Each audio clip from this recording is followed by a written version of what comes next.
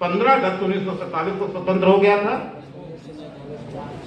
बिल्कुल हो गया था, आप कहेंगे, क्योंकि हमें यही पढ़ाया जा रहा है, हमें यही बताया जा रहा है।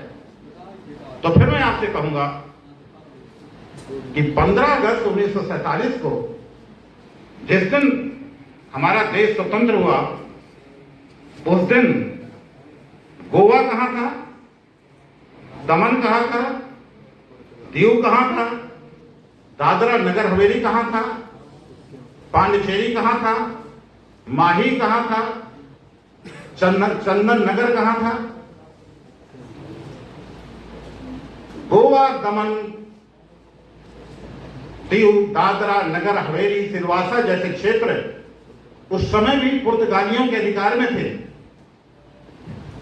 और पांडिचेरी, चंदननगर, माही जैसे क्षेत्र फ्रांसीसियों के अधिकार में थे।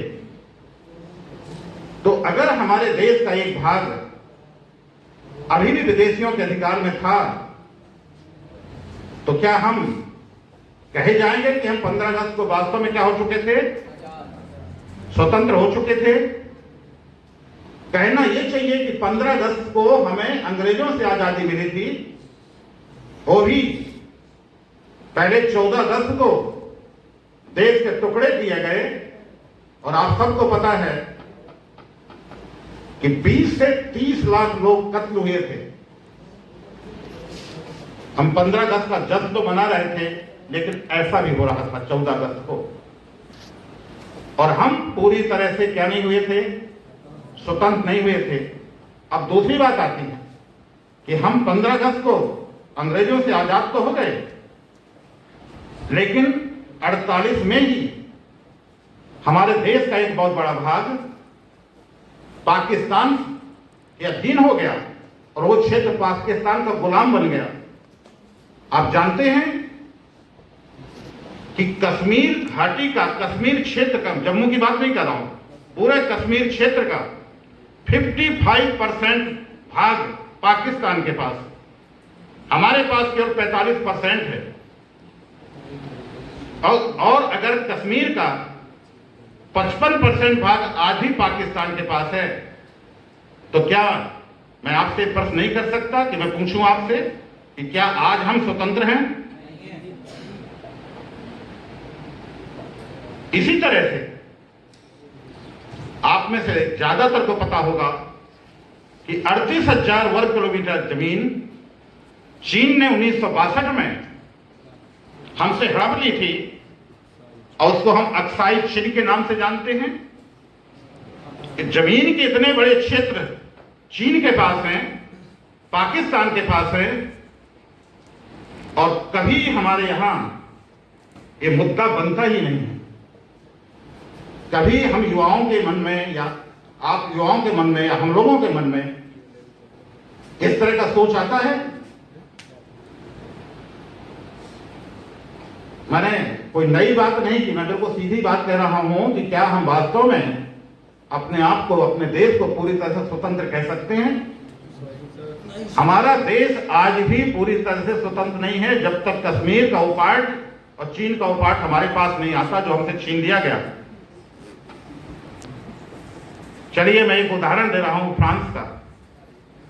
1870 में सीडान के मैदान में फ्रांस की सेनाओं ने, जर्मनी की सेनाओं ने, जिसको सेम्प्रसा कहा जाता था, बाद में जर्मनी बना, फ्रांस को बुरी तरह से पराजित किया था। पराजित करने के बाद 1871 में फ्रैंकफर्ट की संधि की थी, और उस फ्रैंकफर्ट की संधि द्वारा फ्रांस के दो प्रांत, एक का नाम अल्सेस था, एक का नाम था लॉरेन, ये दोनों छीनकर जर्मनी ने अपने साम्राज्य में शामिल कर लिए थे। जानते हैं इसके बाद क्या हुआ? फ्रांसीसियों ने अल्सेस और लॉरेन, जिनकी राजधानियां थी मेस और तूलों, दो प्रांत थे अल्सेस और लॉरेन, जिनकी राजधानियां थी मेस और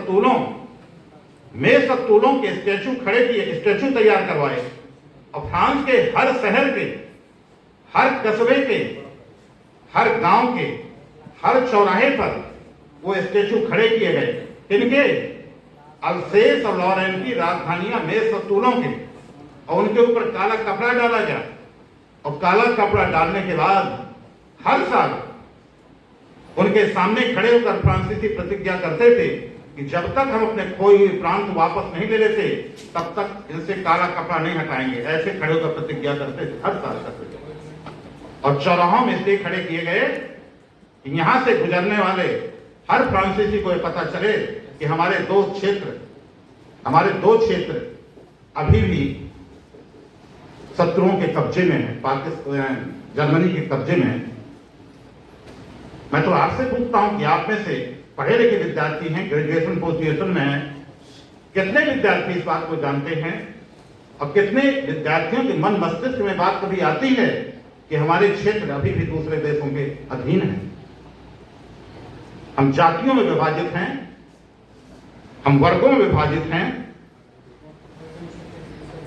हम जातियों में विभाजित हैं, वर्गों में विभाजित हैं, लेकिन जो चाहिए वो बात मत करिए, मेरे को सुनिए। उम्र के जिस पड़ाव में है उस पड़ाव में एक लक्ष्य को ही एक समय साधने की कोशिश करना चाहिए, और उस लक्ष्य को साधते हैं तो सभी लक्ष्यों की पूर्ति हो जाती है। क्या बात तो है, लेकिन